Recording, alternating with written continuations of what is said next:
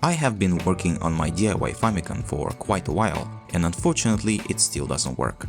Today is the third episode of this project, and I think that I'm close enough to finish it. Hello, you are on the Remark channel, and today we will finish making my DIY Famicom.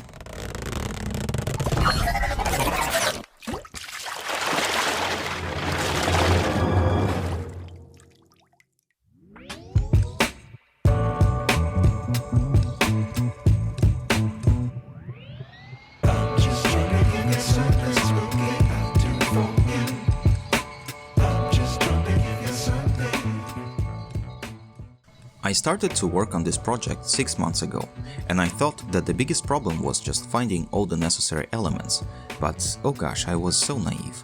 When I finally put it all together, I realized that it takes a lot more than that. In the second episode, I replaced the CPU and PPU with new ones, and the result was, the same. Then I decided to make one more from scratch, and yesterday I finally got the microchips to make one more. So let's begin. So this time I made a few changes. Firstly, I changed the way I soldered the components. This time I started with small SMD elements. It is much more easier to deal with all the small components first and then I do the rest. Secondly, I started to use special sockets for microchips, which save a lot of time. I no longer need to waste my time on soldering the chips. It takes just a few seconds to replace one. Alright, it's time to test it. This time it did not work either. I inspected the board if there was anything wrong with it and I found short. I started to remove components and measure the resistance. And a line with 12 volts was totally shorted.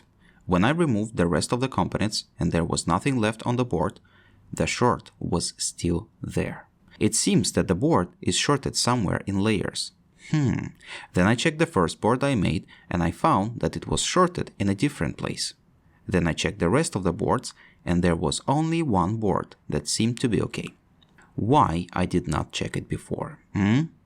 I mounted all components on the board and guess what?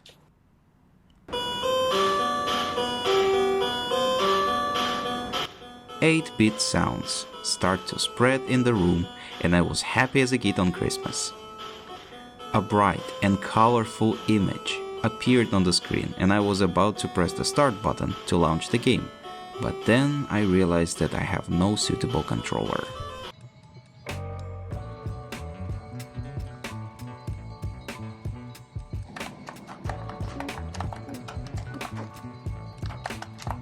To be honest, I had a controller, but as I said, it was not suitable, because the controller I had is a 9-pin controller, and the one I needed is 15-pin. So, long story short, I found a 9-pin socket from an old clone and soldered the pins straight to the board.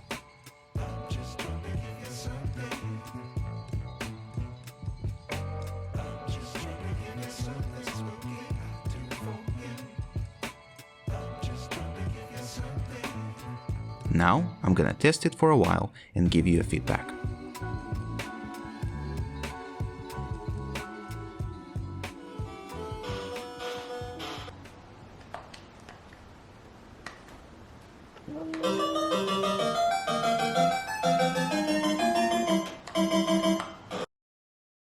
So, what I like about this console is that it has amazing sound.